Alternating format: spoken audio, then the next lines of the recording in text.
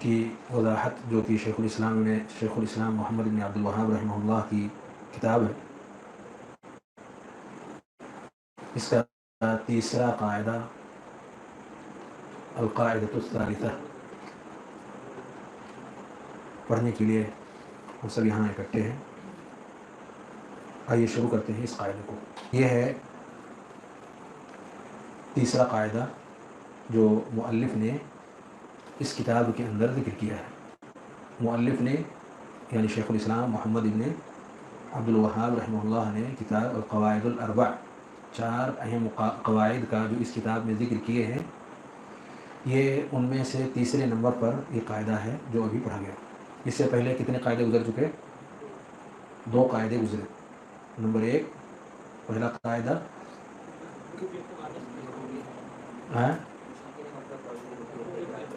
مشرکین مکہ توحید ربوبیت کا اقرار کرتے تھے، توحید ربوبیت کو مانتے تھے، اس کے باوجود انہیں مسلمانوں اور مومنین کی فہرست میں شامل نہیں کیا گیا بلکہ ان سے قتال کیا گیا۔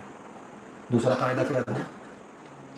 اس کا مطلب یہ ہوگا کہ توحید ربوبیت کا اقرار اس کے بعد قیامت تک کے آنے والے جو لوگ ہیں اگر اس کا اقرار کرتے ہیں اور الوہیت کا اقرار نہیں کرتے کہ عبادت کے لائق صرف اللہ ہے، تو وہ مسلمان نہیں کہلائے جائیں گے بلکہ وہ کفار اور مشرکین ہی کی فہرست میں رہیں گے۔ یہ پہلا قاعدہ تھا۔ دوسرا کیا تھا؟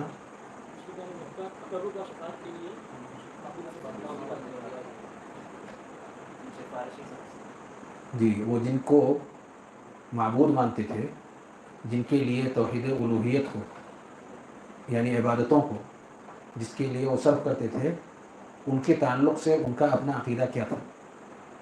دوسرے قاعدے میں کیا ذکر کیا گیا؟ ان کا عقیدہ ان معبودان باطلہ کے حوالے سے جن کے لیے وہ عبادتیں کرتے تھے، ہر طرح کی عبادتیں، اس کے پیچھے ان کا مقصود کیا تھا، وہ کیا چاہتے تھے ان عبادتوں کے پیچھے؟ 2 اہم مقاصد ان کی نگاہوں کے سامنے تھے۔ وہ عبادت ان کی اس لیے کرتے تھے تاکہ نمبر 1 اللہ کا تقرب حاصل ہو سکے، اور دوسرا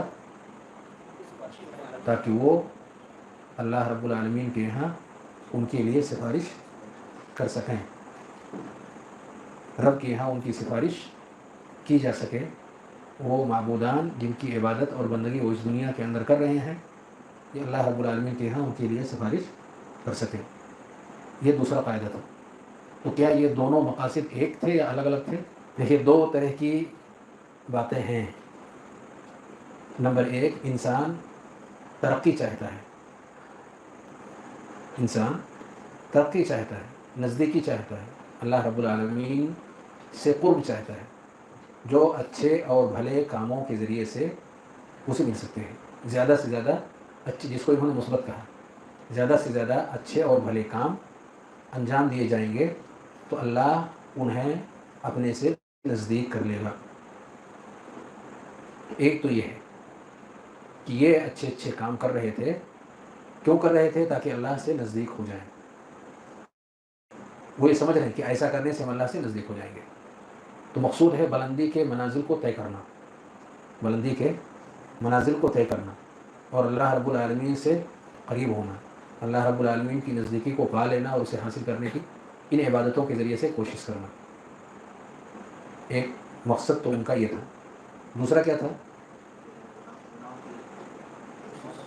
گناہوں کی وجہ سے، غلطیوں اور کمیوں کی وجہ سے، نقص اور عیب جو ہر انسان کا ایک لازمی حصہ ہے، ہر ایک کے اندر کچھ نہ کچھ چیزیں پائی جاتی ہیں گناہوں سے متعلق، خطاؤں سے متعلق، کمیوں سے متعلق، ان کمیوں سے پردہ پوشی ہو جائے اور ان کی طرف توجہ نہ دی جائے، ان پر ان کی پکڑ نہ ہو، اللہ معاف کر دے ان غلطیوں کو، اس کے لیے وہ اپنے ساتھ کسی سہارے کو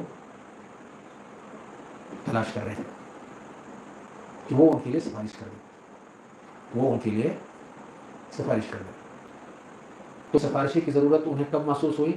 جب انہوں نے اپنی کمیوں اور کوتاہیوں پر نگاہ ڈالی، جو خطائیں، جو غلطیاں، جو کوتاہیاں ان کے اعمال میں، ان کی عبادتوں میں ہوتی رہی ہیں، اس کی طرف جب نگاہ ڈالی تو انہیں لگا کہ اگر اللہ رب العالمین کی طرف سے بخشش کا یہ معاملہ ان کے واسطے سے حل ہو جائے تو بیڑا پار ہو جائے گا. تو اس سفارش کو حاصل کرنے کے لیے وہ ان کی عبادتیں اور بندگی کیا کرتے تھے. یہ دو بڑے اور اونچے مقاصد تھے جو وہ حاصل کرنا چاہتے تھے. ایسا نہیں کہ یہ دونوں ایک ہی چیز تھی، ایسا نہیں کہ یہ دونوں ایک ہی چیز تھی، بلکہ یہ دونوں الگ الگ چیزیں تھیں، جیسا کہ اوپر ذکر کیا جا چکا ہے. سفارش کے تعلق سے پچھلے درس کے اندر باتیں بتائی جا چکی ہیں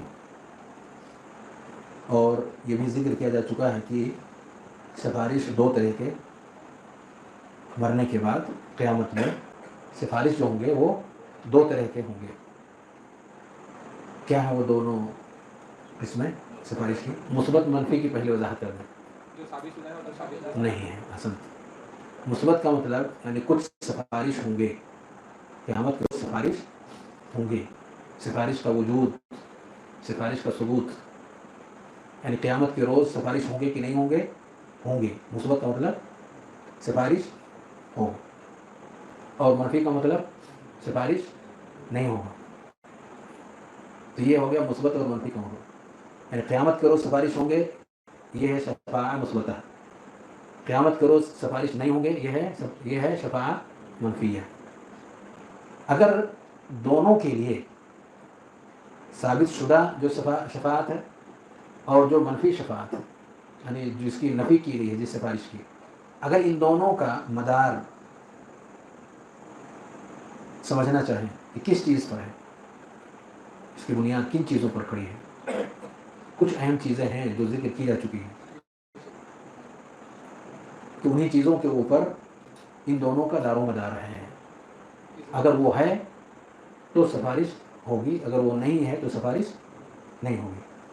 کیا ہیں وہ چیزیں، وہ صفات و خوبیاں، وہ کتنی ہیں؟ دو ہیں.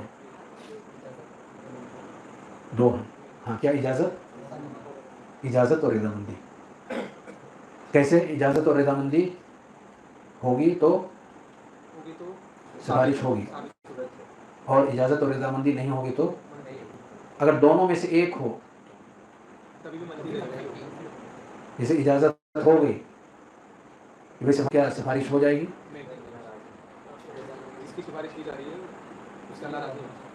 کن کے لیے یہ دونوں صفات کا پایا جانا ضروری ہے؟ کن کے لیے؟ یعنی سفارش ثابت ہے، ان دونوں صفات کے ساتھ ساتھ اجازت اور رضامندی. رب کی طرف سے اجازت اگر ہوئی اور اللہ اگر راضی ہوا تو سفارش ہوگی، اور نہیں تو نہیں. سوال یہ ہے کس کے لیے؟ اجازت اور سفارش، اجازت اور رضامندی، ان دونوں صفات کا پایا جانا کس کے لیے ضروری ہے؟ تو اجازت ہوگی اللہ کی طرف سے اور شفاعت ہوگی. ہاں،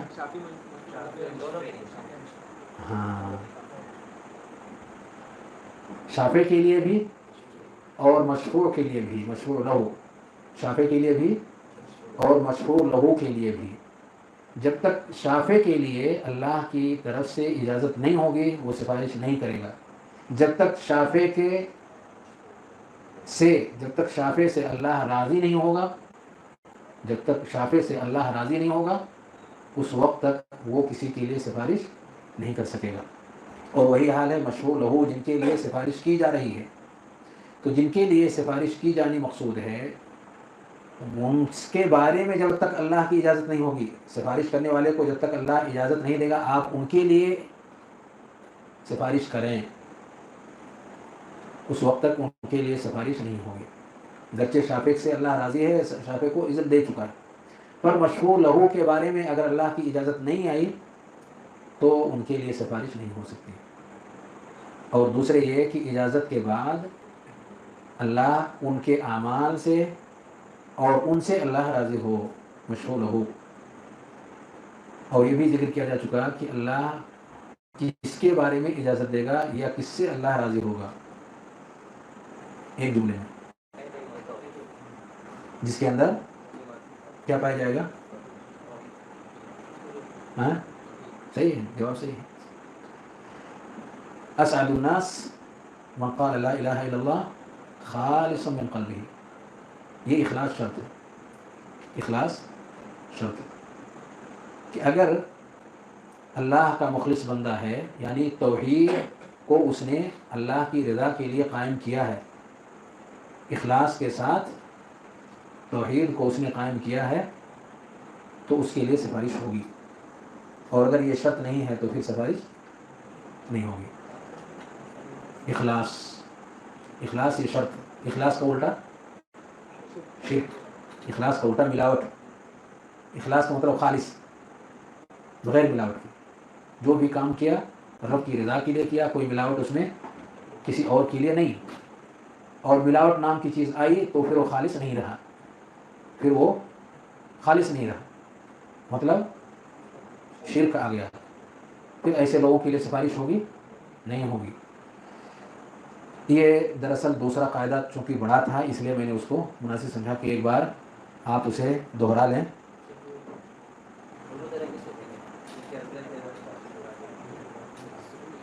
دیکھیں سوال ان کا، شرک اصغر بھی اگر پایا گیا تو کیا ان کے لیے سفارش ہوگی یا نہیں ہوگی؟ شرک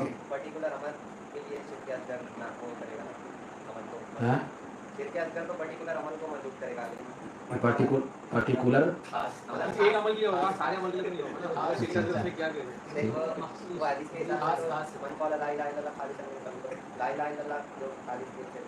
جی ہاں، جس عمل کے اندر اخلاص کی جگہ پر شرک آ گیا، یعنی دکھاوا آ گیا، تو صرف وہ عمل متاثر ہوگا، جیسا کہ اس سے پہلے شرک کی جہاں گفتگو ہوئی ہے وہاں یہ بات وضاحت کے ساتھ میں نے ذکر کیا ہے۔ شرک اکبر اور شرک اصغر میں فرق یہ ہے کہ شرک اکبر جہاں آئے گا وہاں اس کی بنیاد کو جڑ سے، اصل ایمان کو وہ ختم کر دے گا، ایمان کی جو اصل اور بنیاد ہے وہ متاثر ہو جائے گی۔ مطلب اس کا کیا نکلے گا؟ اس کا مطلب یہ نکلے گا کہ اب اس کے پاس زیرو بیلنس، اصل ایمان ہی ختم ہو گیا۔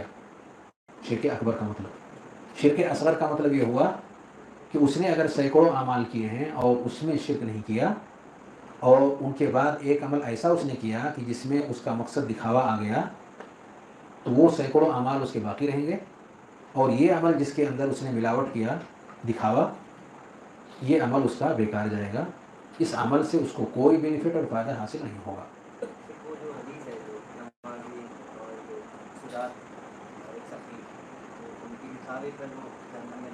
جی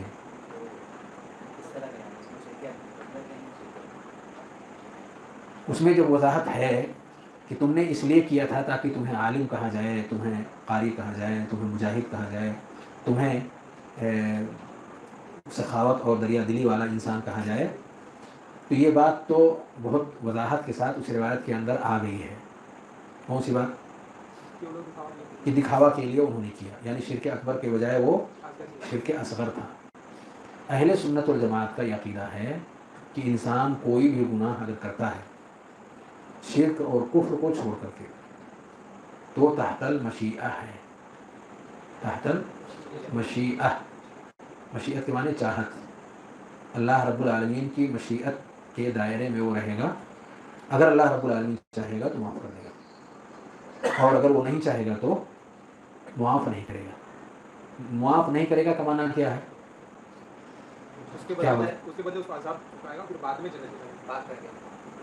یا پہلے جنت میں داخل کر کے پھر جہنم میں اس کے سزا کے لیے بھیجے گا؟ پہلے کیا ہوگا؟ کیوں پہلے جنت نہیں ہو سکتی؟ اس نے زیادہ عمل اچھا کیا ہے، کچھ اعمال اس کے خراب ہیں۔ جی جنت میں وہی لوگ جائیں گے جو پورے طور پر پاک و صاف ہوں گے، اور ابھی یہ انسان پورے طور پر پاک و صاف نہیں ہوا ہے۔ دنیا میں پاکی اور صفائی کے راستے کئی ایک ہیں، جس میں سے توبہ بھی ہے، جس میں سے حسنات ہیں، بڑے بڑے اچھے اعمال ہیں، جس میں سے بڑی بڑی مصیبتیں بھی ہیں وغیرہ، پر آخرت کے اندر ایک ہی راستہ ہے گناہوں کی معافی کا۔ اگر اللہ نے معاف نہیں فرمایا تو معافی کا صرف ایک راستہ ہے، اور وہ ہے جہنم۔ اگر رب کریم نے کسی گناہ کرنے والے کے گناہ کو، جو شرک اور کفر کے دائرے سے نیچے کا گناہ ہے، اس لیول کا گناہ نہیں ہے شرک اور کفر کا، نیچے کا گناہ ہے، تو اللہ رب العالمین کی مشیت کے دائرے میں ہو. اگر اس نے معاف نہیں کیا تو دوسرا راستہ ایک ہی ہے، اور وہ ہے جہنم. جہنم میں داخل کیا جائے گا، اور اس کا جو وقت اللہ رب العالمین کو معلوم ہے، اس کے لیے متعین کیا گیا ہوگا، وہ وقت وہ وہاں جہنم کے اندر گزرے گا. اور اس سے پاکی کے بعد اللہ رب العالمین پھر اسے جہنم سے نکال کر کے جنت میں داخل کرے گا. تو یہ جو روایت آپ نے پیش کی ہے، اہل سنت والجماعت کے عقیدے کے اعتبار سے بڑے گناہ کرنے والے جو لوگ بھی ہیں وہ اللہ رب العالمین کی مشیت کے تحت ہیں. گویا کہ جنہیں داخل کیا جا رہا ہے جہنم میں، اللہ نے ان کے گناہ کو معاف نہیں کیا ہے. اب وہ چاہے شرک اصغر انہوں نے کیا ہو یا کبیرہ گناہ انہوں نے کیا ہو، یہ سارے کے سارے تحت مشیہ ہیں. اللہ رب العالمین کی سزا کے مستحق ہیں. گناہ کیا ہے، اگر توبہ کر لیے تو معاف ہو جائے گا دنیا میں، پر گناہ کے بعد توبہ اگر نہیں کیے اور دنیا سے چلے گئے، چاہے وہ کبیرہ گناہ کرنے والے ہوں یا شرک اصغر کے عمل میں ملوث رہے ہوں، تو اللہ رب العالمین کی مشیت میں رہیں گے. اللہ نے اگر چاہا تو ان کا گناہ معاف کر دے گا، اور اگر اللہ نے نہیں چاہا تو اپنے گناہوں کی سزا بھگتنے کے لیے انہیں جہنم میں ڈالا جائے گا. تو یہ اخلاص شرط ہے، اس شفاعت کے لیے اخلاص کا پایا جانا شرط ہے. اگر عمل میں اخلاص ہے، اور خاص طور سے جو تمام اعمال کی بنیاد ہے جس کو کلمہ توحید کہتے ہیں، جس بنیاد پر پورا دائرہ اسلام قائم ہے، اگر اس میں اخلاص ہے تو بندہ اس سفارش کا مستحق ہوگا. گرچہ اس بنیاد کے بعد جو اس کے اوپر اعمال کھڑے ہیں، وہاں کہیں لغزش ہوئی، کوئی غلطی ہوئی، کوئی معاملہ ہوا اور اخلاص نے دم توڑ دیا، ایسے موقع پر اللہ رب العالمین کی طرف سے ایسوں کے لیے سفارش ہو سکتی ہے اگر بنیاد کے اندر اخلاص رہا. تو اخلاص سب سے پہلی بنیاد ہے، اور یہ بنیاد اس بنیاد کے ساتھ مل کر کے جو کلمہ توحید کے ساتھ ہے، اللہ رب العالمین کی اس سفارش کا اس کو مستحق بنائے گا.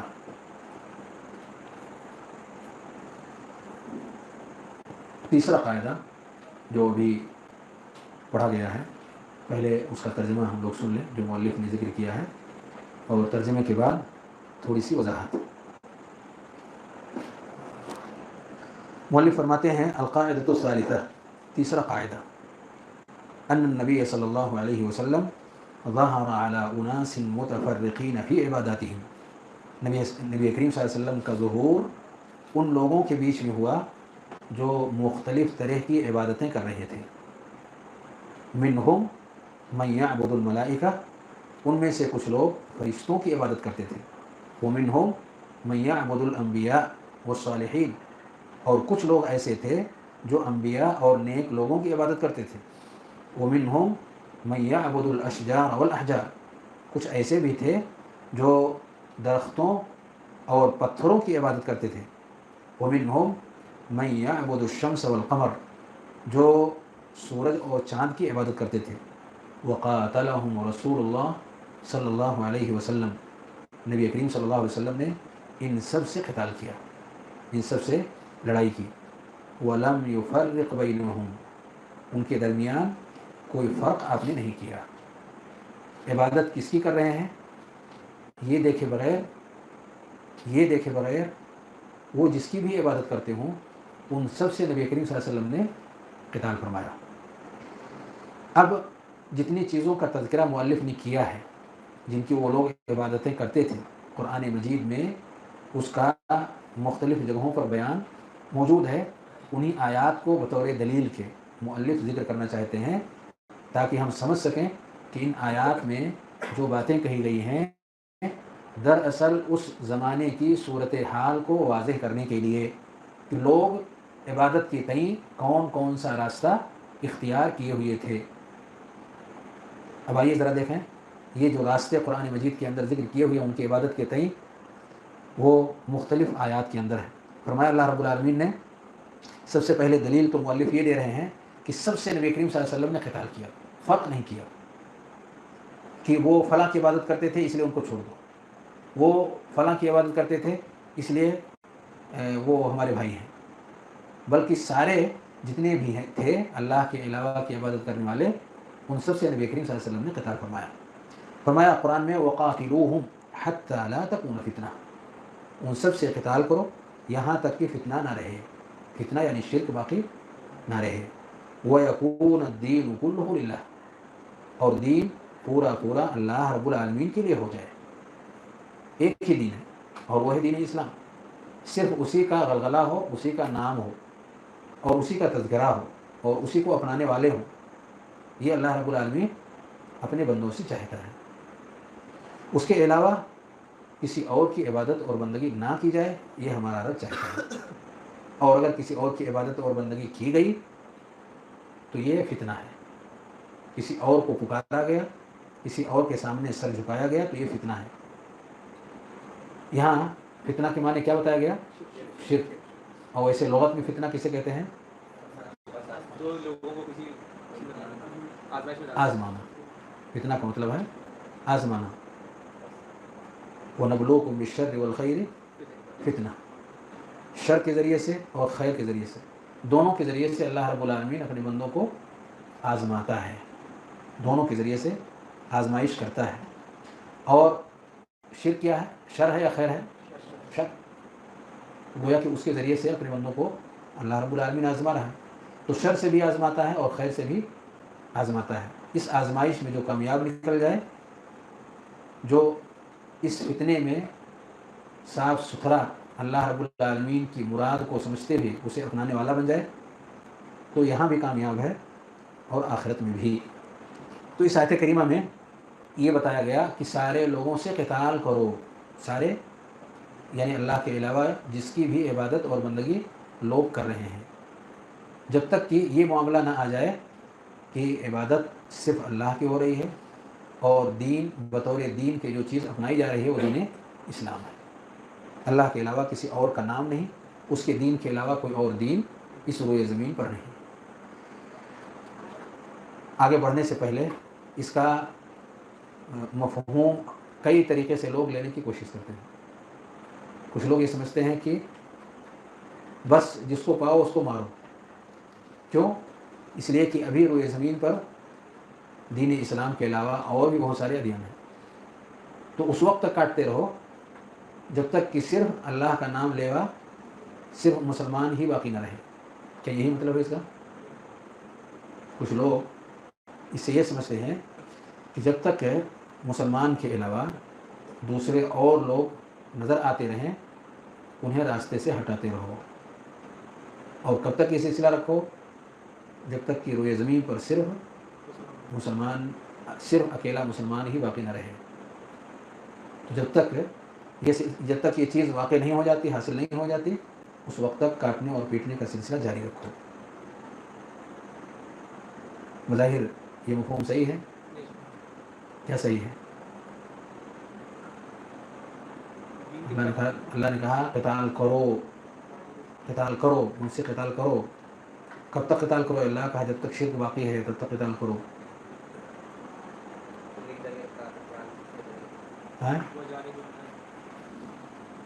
مجاہدہم بہ جہادا کبیرا, قرآن کے ذریعے سے جہاد کبیر کیجیے.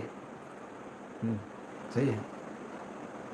دین کی دعوت میں رکاوٹ بھی اس طرح کے معاملے کا سبب بنتا ہے. جب تک دین کی دعوت میں کوئی رکاوٹ نہیں ہے تبلیغ میں, تب تک یہ معاملے چلے کرتے ہیں. نبی زندگی کی مثال جی. ہاں, جب تک غلبہ نہ ہو تب تک لوگوں کو راستے سے ہٹاتے رہیں. جب تک دین کا غلبہ نہ ہو اس وقت تک لوگوں کو راستے سے ہٹاتے رہیں. یہاں دراصل محنت کرنے کی طرف ابھارا گیا ہے کہ آپ اپنے مشن میں ڈٹے رہو. کون سا مشن؟ انبیائی مشن. تو کون سا کام وہ کرتے رہے زندگی بھر؟ اللہ کے پیغام کو دنیا والوں تک پہنچاتے رہے, کیونکہ یہ فطری پیغام ہے. اور فطری چیزیں لوگوں کے دلوں میں جلد گھر کر جاتی ہیں. اگر پیار سے اور اچھے اخلاق کے ذریعے سے اپنی یہ باتیں ان تک پہنچائی جائیں تو کوئی بعید نہیں کہ لوگ اللہ کے اس فطری دین کو قبول کر لیں اور روئے زمین پر صرف ایک ہی دین کا بول بالا ہو، وہ جو فطرت والا دین ہے، جو لوگوں کے دلوں کی آواز ہے، جو لوگوں کے دل کی آواز ہے، فطری آواز ہے، وہ چیز پا کر کے اور لوگ مطمئن اور خوش ہوں گے. پر جب تک یہ دونوں چیزیں نہیں ہو جاتی، یعنی ہم محنت اور مشقت کر کے رب کے اس پیغام کو لوگوں تک نہیں پہنچاتے اور لوگ اس کو سن کر سمجھ کر اسے اختیار نہیں کرتے، گویا کہ کام ابھی باقی ہے. گویا کہ کام ابھی باقی ہے. محنتوں کے سلسلے ابھی بڑھانے ہیں. دین کی طرف رغبت پیدا کرنے والے کاموں کو اور زیادہ تیز کرنے ہیں. یہ مفہوم ہے اس کا. مفہوم اس کا یہ ہے کہ جب تک شرک باقی ہے، جب تک کفر باقی ہے، تب تک مسلمان کے اندر سکون نام کی چیز، اطمینان نام کی چیز نہیں ہے. وہ محسوس کر رہا ہے ہماری ذمہ داریاں ابھی پورے طور پر ادا نہیں ہو رہی ہیں. اسے اس بات کا شدید احساس ہونا چاہیے کہ ابھی ہماری ذمہ داریاں پورے طور پر جیسے کہ پیارے نبی صلی اللہ علیہ وسلم ادا کر رہے تھے، ہم ادا کرنے سے قاصر ہیں. ہم صحیح طور پر اپنے مشن سے جڑے ہوئے نہیں ہیں. تو یہ تو اس بات کی طرف لے جا رہی ہے. اور قتال انہی راستوں میں سے ایک راستہ ہے، یہ پورا نہیں ہے. جیسے کہ ماشاءاللہ انہوں نے دوسری آیت بھی پیش کر دی سعد بھائی نے، مجاہدہم بہ جہادا کبیرا. دراصل اللہ کے پیغام کو قرآن مجید کی روشنی میں، پیارے نبی صلی اللہ علیہ وسلم کی سنت کی روشنی ہی میں پہنچانا ہے لوگوں تک. ان سے بحث و مباحثے کی بھی ضرورت پیش آتی ہے تو وہ بھی کرنے ہیں. اور کہیں کہیں کچھ ایسے بھی لوگ ہیں شر پسند عناصر جو کہ فاسد مادے کی طرح سے، جسے جسم کا کوئی حصہ فاسد ہو جاتا ہے، ناکارہ جس کو کہتے ہیں، تو عافیت اس جسم کے لیے یہی رہتی ہے کہ اس حصے کو وہاں سے ہٹا دیا جائے، ورنہ باقی حصے بھی نقصان کے دائرے میں آ جائیں گے. ایسے ہی کسی بھی قوم اور سماج کے لیے کچھ افراد فاسد مادے اور ناکارہ مادے کی طرح سے ہو جاتے ہیں. تو جیسے کہ ایک ماہر ڈاکٹر اس ناکارہ حصے کو جو کہ جسم کا حصہ ہوتا ہے اسے کاٹ کر الگ کرتا ہے تاکہ باقی جسم کی حفاظت کے معاملے کو سنجیدگی سے لیا جائے اور قائم رکھا جائے، ایسے ہی کسی بھی صالح سماج کو باقی رکھنے کے لیے جو حصے اور مادے فاسد ہو جاتے ہیں، ناکارہ ہو جاتے ہیں، انہیں سائڈ کرنے کا حکم ہے تاکہ بقیہ افراد پرسکون ہو سکیں. یہ کہا جا رہا ہے اس آیت کریمہ میں، وَقَاتِلُوهُمْ حَتَّى لَا تَكُونَ فِتْنَةٌ. لوگوں کو آزمائش میں ڈالنے والے ایسے افراد اور ان کے ایسے اعمال کا جم کر مقابلہ کیا جائے تاکہ حق اور سچائی لوگوں کے درمیان واضح ہو سکے اور لوگ اسے پہچان سکیں اور اس پر اپنے آپ کو قائم کر سکیں. مفہوم واضح ہوا ہے یا نہیں؟ واضح ہو گیا. تو وہ جو ظاہری طور پر لوگ جلد بازی میں مفہوم لے لیتے ہیں کہ اللہ نے کہا وَقَاتِلُوهُمْ حَتَّى لَا تَكُونَ فِتْنَةٌ، اب جدھر پاؤ ادھر کاٹو، جدھر پاؤ ادھر مارو. تو مارنا اور کاٹنا یہ مقصود نہیں ہے. مقصود کیا ہے؟ رب کے پیغام کو لوگوں تک پہنچانا اور اس کے لیے کوششیں اور محنت کرنا کتاب و سنت کی روشنی میں. یہ ایسا مقصود ہے. اس کے لیے جو بھی جائز اور مباح وسائل اور اسباب موجود ہوں انہیں اختیار کیا جائے. جو بھی اسباب جائز ہیں، مباح ہیں، انہیں اختیار کیا جائے کوششوں کے راستے میں. موضوع سے ہم لوگ دور چلے جائیں گے پھر انشاءاللہ. اتنی بات میں آیت کی وضاحت کے طور پر میں نے ذکر کر دی ہے تاکہ غلط فہمی نہ رہ جائے اور لے لیا جائے تاکہ یہ قاعدہ ہم لوگ پوری کر سکیں. اب دلیل مؤلف ذکر کر رہے ہیں اللہ کے علاوہ غیروں کی عبادت جو کفار مکہ کیا کرتے تھے. قرآن نے اس کا جگہ جگہ تذکرہ کیا ہے کس کی عبادت کرتے تھے. مؤلف ہر ایک کی دلیلیں یہاں ذکر کر رہے ہیں. وہ دلیل الشمس والقمر قولہ تعالی، سورج اور چاند کی بھی عبادت کرتے تھے، اس کی دلیل یہ آیت کریمہ ہے. وَمِنْ آیَاتِهِ اللَّيْلُ وَالنَّهَارُ، اللہ رب العالمین کی نشانیوں میں سے رات اور دن کا آنا اور جانا ہے. والشمس والقمر، سورج اور چاند ہے اللہ رب العالمین کی نشانیوں میں سے. لا تسجدوا للشمس ولا للقمر، یہ اللہ کی نشانیاں ہیں. نشانیاں کا مطلب کیا؟ نشانیاں کا کیا مطلب؟ یہ سب اللہ کی نشانیاں ہیں، یعنی اللہ کے نبوت کو دلیل کرنے والی. یعنی یہ دلالت کر رہی ہیں کہ ہم کو کسی نے پیدا کیا ہے، خود بخود ہم پیدا نہیں ہوئے. تو جس نے ہم کو پیدا کیا ہے عبادت کا مستحق بھی وہی ہے. یہ نشانی ہے. تو نشانی کس بات کی؟ اپنے پیدا کرنے والے کی علامت اور پہچان ہے وہ، یعنی اللہ رب العالمین کی وجود اور اس کے صفات جو اعلیٰ ترین درجے کے صفات ہیں، اس کے لیے دلیل بن رہی ہیں یہ نشانیاں. سورج اور چاند، رات اور دن. لا تسجدوا للشمس ولا للقمر، اللہ نے فرمایا تم ان کا سجدہ نہ کرو، نہ تو سورج کا نہ چاند کا. واسجدوا للہ الذی خلقہن، سجدہ اس ذات کی کرو جس نے ان سب کو پیدا کیا. ان کنتم ایاہ تعبدون، اگر تم سچے عبادت گزار ہو، اگر اللہ کی عبادت کرنا چاہتے ہو تو ان کی عبادت نہ کر کے صرف اللہ رب العالمین کی عبادت و بندگی کرو. ودلیل الملائکہ قولہ تعالی، اور اس بات کی دلیل کہ فرشتوں کی بھی عبادت کرتے تھے یہ آیت کریمہ ہے. ولا یأمرکم ان تتخذوا الملائکۃ والنبیین اربابا، اللہ تمہیں اس بات کا حکم نہیں دیتا کہ تم فرشتوں کو رب بنا لو اللہ کے علاوہ. اس بات کا حکم نہیں دیتا کہ تم فرشتوں کو اور نبیوں کو اللہ کے علاوہ رب بنا لو. اس کا حکم اللہ رب العالمین کسی کو نہیں دیتا. اس سے کیا معلوم ہوا کہ نبیوں اور فرشتوں کو لوگ اللہ کے علاوہ رب بناتے تھے. ودلیل الانبیاء قولہ تعالی، اور انبیاء کو اللہ کے علاوہ ان کی عبادت اور بندگی کرتے تھے. اس کی دلیل اس آیت کریمہ میں بھی ہے جو سورہ مائدہ کی 116 نمبر کی آیت ہے. وَإِذْ قَالَ اللَّهُ يَا عِيسَى ابْنَ مَرْيَمَ أَأَنْتَ قُلْتَ لِلنَّاسِ اتَّخِذُونِي وَأُمِّيَ إِلَٰهَيْنِ مِن دُونِ اللَّهِ، اور اس وقت کو یاد کرو جب اللہ رب العالمین نے کہا یا عیسیٰ ابن مریم، اے عیسیٰ ابن مریم، أَأَنْتَ قُلْتَ لِلنَّاسِ، کیا آپ نے لوگوں سے کہا اتخذونی وأمی الہین من دون اللہ، کہ تم مجھے اور میری ماں کو اللہ کے علاوہ الہ یعنی معبود بناؤ، یعنی میری اور میری ماں کی عبادت اور بندگی کرو. کہ آپ نے لوگوں سے کہا؟ قال سبحانک، عیسیٰ علیہ السلام کہتے ہیں اے اللہ تیری ذات پاک ہر طرح کے عیب سے، ہر طرح کی کمی اور ملاوٹ سے. ما یکون لی ان اقول ما لیس لی بحق، میرے لیے یہ کب صحیح ہے، میرے لیے ما یکون لی، میرے لیے یہ صحیح اور درست نہیں ہے، میرے لیے جائز نہیں ہے کہ میں کہوں ما لیس لی بحق، جو حق اور درستگی کے راستے سے ہٹا ہوا ہے. جو باطل چیزیں ہیں اس کو میں اپنی زبان سے کیسے کہہ سکتا ہوں؟ جو حق راستے سے ہٹ کر کے چیزیں آ رہی ہیں اس کی تعلیم میں لوگوں کو کیسے دے سکتا ہوں؟ ما یکون لی، ایسا نہیں ہو سکتا. ان اقول ما لیس لی بحق، کہ میں وہ چیزیں کہوں جو حق نہ ہوں یعنی باطل ہوں. باطل کی تعلیم میں نے لوگوں کو نہیں دیا ہے. ان کنت قلتہ فقد علمتہ، اگر ایسا کچھ میں نے لوگوں سے کہا ہے تو اللہ تو جاننے والا ہے.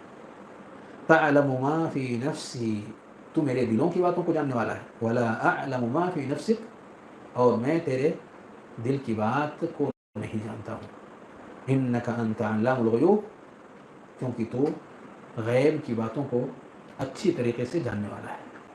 اس آیت کریمہ سے یہ پتہ چلا کہ لوگ عیسیٰ علیہ السلام اور ان کی ماں کی عبادت اور بندگی کرتے تھے. عیسیٰ علیہ السلام کیا تھے؟ نبی تھے. ودلیل الصالحین قولہ تعالی، اور لوگ انبیاء کے علاوہ اوروں کی بھی عبادت کرتے تھے جو اس منصب پر نہیں تھے پر صحیح راستے پر قائم لوگ تھے، یعنی نیک اور صالح لوگ. ان کا تذکرہ سورہ اسراء کے اندر اللہ رب العالمین نے کیا، آیت نمبر 57. آخر میں فرمایا اولئک الذین یدعون یبتغون الی ربہم الوسیلہ. اولئک الذین یدعون، وہ لوگ جو پکار رہے ہیں، یبتغون الی ربہم الوسیلہ، وہ اللہ رب العالمین کی نزدیکی چاہتے ہیں، وہ اللہ رب العالمین کا قرب چاہتے ہیں. اللہ کو یاد کرنے والے لوگ کیا چاہتے ہیں؟ اللہ کی قربت اور اس کی نزدیکی چاہتے ہیں. ایہم اقرب، ان کی کوشش یہ ہے کہ اللہ سے کتنے وہ قریب ہو جائیں. ایہم اقرب، ان میں سے کون زیادہ اللہ سے قریب ہونے والا ہے. یہ کوشش ان کی ہے، یہ محنت ان کی ہے، یہ دعائیں ان کی ہیں. وَيَرْجُونَ رَحْمَتَهُ، ان کی صفت یہ ہے کہ رب کی رحمتوں کی امیدیں لگائے ہیں. وَيَخَافُونَ عَذَابَهُ، اور اس کے عذاب کا خوف اپنے دلوں میں وسائے ہوئے. تو امید اور خوف کے ساتھ رب کی عبادت اور بندگی کرتے ہوئے اللہ کی نزدیکی اور اس کا قرب و تلاش کر رہے ہیں. یہ کون لوگ ہوتے ہیں؟ نیک و صالح لوگ. انہی لوگوں کی عبادت اور بندگی یہ لوگ کر رہے ہیں. یعنی یہ نیک لوگ جن کے اوصاف بیان کیے گئے، ان کے تعلق سے لوگ اللہ رب العالمین کی عبادت اور بندگی جو ہونی چاہیے وہ ان کی کرتے ہیں، اور ان سے ان چیزوں کو مانگتے ہیں جو اللہ رب العالمین سے لو لگا کر کے اور اس سے مانگنی چاہیے. یہ دلیل ہے نیک لوگوں کے تعلق سے کہ لوگ اپنا سلسلہ صالحین سے جوڑ کر کے اور انہی کی عبادت اور بندگی کرتے ہیں، انہی سے اپنی امیدیں وابستہ رکھتے ہیں. درختوں اور پتھروں سے لو لگانا اور ان کی عبادت اور بندگی کرنا، اس کا بھی ذکر قرآن مجید کے اندر آیا ہوا ہے اور حدیث کے اندر بھی. اللہ رب العالمین کا فرمان ہے افرأیتم اللات والعزى ومناة الثالثة الأخرى، کیا تم نے لات اور عزیٰ کو نہیں دیکھا؟ لات اور عزیٰ یہ بتوں کے نام ہیں جنہیں تراش کر کے پتھروں کی شکل میں تراش کر کے لوگ ان کی عبادت اور بندگی کر رہے تھے.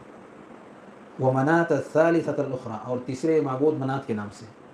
گویا کہ لات، عزیٰ اور منات یہ سب بتوں کے نام ہیں جو پتھروں کے ذریعے سے تراش کر کے ان کا ہم شکل، جو ان ناموں کے پہلے نیک لوگ گزر چکے ہیں، ہم شکل بنا کر کے اور انہی کی عبادت اور بندگی لوگ کر رہے ہیں. ان کا تذکرہ اللہ رب العالمین نے یہاں کیا، یعنی لوگ ان کی عبادت اور بندگی کر رہے تھے.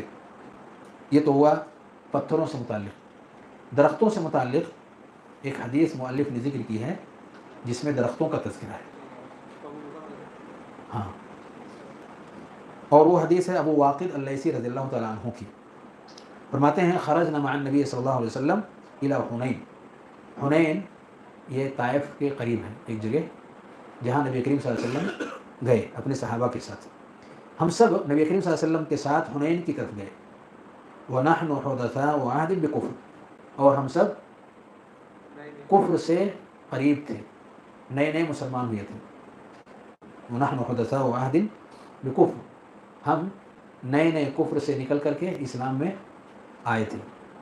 وَلِلْمُشْرِكِينَ سِدْرَةٌ يَعْكُفُونَ عِنْدَهَا، اور مشرکین کے یہاں ایک درخت تھا، بیر کا درخت، ایک درخت تھا جہاں وہ لوگ ٹھہرتے تھے. یعکفون، جہاں وہ لوگ رکتے تھے، جہاں وہ لوگ ٹھہرتے تھے. وَيَنُوطُونَ بِهَا أَسْلِحَتَهُمْ، اور اس درخت کے اندر اپنے اسلحوں کو وہ لٹکا دیتے تھے. مختلف ٹہنیاں اور شاخیں جو ہیں وہاں اپنے اسلحوں کو وہ لٹکا دیتے تھے. یقال لها ذات انواط، جسے ذات انواط کے نام سے لوگ جانتے تھے، یعنی اس درخت کا نام ہی ذات انواط لوگوں کے یہاں مشہور. فمررنا بسدرہ، ہم غزوہ حنین یعنی حنین جگہ جاتے ہوئے وہاں سے نکلے نبی صلی اللہ علیہ وسلم کے ساتھ جاتے ہوئے ہمارا گزر ایک درخت کے پاس سے ہوا. اب پہلے جملے کو اب اس جملے سے جوڑیں، بیچ میں آ گیا تھا یہ بیان کرنے کے لیے کہ مشرکین کیا کرتے تھے. ہمارا گزر نبی صلی اللہ علیہ وسلم کے ساتھ حنین کی طرف جاتے ہوئے ایک درخت کے پاس سے ہوا. یہ ہے اصل قصہ. ہم نبی کریم صلی اللہ علیہ وسلم کے ساتھ حنین کی طرف جاتے ہوئے ایک درخت کے پاس سے گزرے. فمررنا بسدرہ، ایک درخت کے پاس سے ہمارا گزر ہوا، بیر کا درخت. فقلنا، درخت دیکھے تو یاد آ گیا. پرانی جو چیزیں ہوتی ہیں آدمی اگر ان چیزوں کو چھوڑ بھی دیتا ہے، اگر وہ چیز نظر آتی ہے تو پورے قصے وہ سب پورے تفصیلات کے ساتھ میں کھل کر کے سامنے آ جاتے ہیں. یہ بہت بڑی آزمائش ہوتی ہے، اور اس آزمائش میں پھسلنے کے ڈر ہوتے ہیں، اور شیاطین کا بہترین دور ہوتا ہے اس موقع پر. وہ بڑے اچھے نام سے، بڑے خوبصورت نام سے، بڑے خوبصورت طریقے سے وہ اسی وادی کے اندر گھسیٹنے کی پوری کوشش کرتا ہے جہاں سے نکل کر یہ دوسری منزل کی طرف آئے تھے. یہ ہر ایک کے ساتھ ہوتا ہے, صحابہ کے ساتھ بھی ایسے ہوا, پر نبی کریم صلی اللہ علیہ وسلم ان کے درمیان تھے جو ان کی صحیح گائیڈنگ اور صحیح رہنمائی بڑے اچھے انداز میں ہر دور کے اندر کرتے رہے. گویا کہ اگر لوگوں کے درمیان صحیح مسائل کے جاننے والے علماء موجود ہیں, گائیڈنگ کرنے والے لوگ موجود ہیں, اور باطل کے راستوں سے بھٹک کر کے وہ صحیح راستے پر آ گئے ہیں, تو انہیں فخر اور غرور نہیں ہونا چاہیے, بلکہ اللہ رب العالمین کے شکر کے ساتھ ساتھ ان اہل علم کے ساتھ جڑے رہنا چاہیے جو ان کی صحیح قیادت اور رہنمائی کر سکیں. کہیں ایسا نہ ہو کہ خوش فہمی میں آدمی غلطیوں کے اندر بھی جانے کو اپنا سیدھا راستہ وہ سمجھ بیٹھے اور دوبارہ اسی جگہ چلا جائے جہاں سے وہ نکل کر کے آیا ہوا ہے. فمررنا بصدرہ فقلنا یا رسول اللہ, تو ہم نے کہا ہے اللہ کے نبی صلی اللہ علیہ وسلم اجعل لنا ذات انواط کما لہم ذات انواط, ہمارے لیے بھی اللہ کے نبی صلی اللہ علیہ وسلم ایک درخت ایسا متعین کر دیں جیسا کہ کفار اور مشرکین کے ہاں ایک درخت ذات انواط کے طور پر متعین ہے.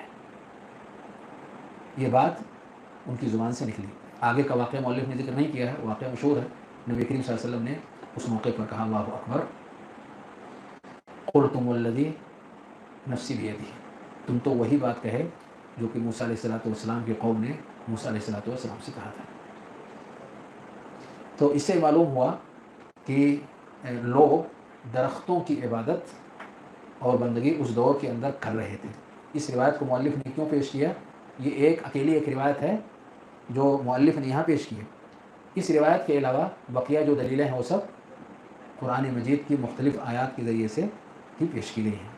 گویا کہ مؤلف کی کوشش یہ رہتی ہے کہ جو چیزیں وہ بتانا چاہتے ہیں وہ اگر قرآن میں کہیں مذکور ہیں تو قرآن ہی کے ذریعے سے اس کا تذکرہ ہو, تاکہ لوگ اس کو جلد سمجھ سکیں, ذہن نشین کر سکیں. اور اگر قرآن میں ذکر نہیں ہے, نبی کریم صلی اللہ علیہ وسلم کے حدیث مبارکہ میں ہیں, تو پھر اس کی روشنی میں بھی اسے ذکر کیا جائے. یہ وہ ہے پورا قاعدہ جو مؤلف نے یہاں پیش کیا ہے, یعنی تیسرا قاعدہ.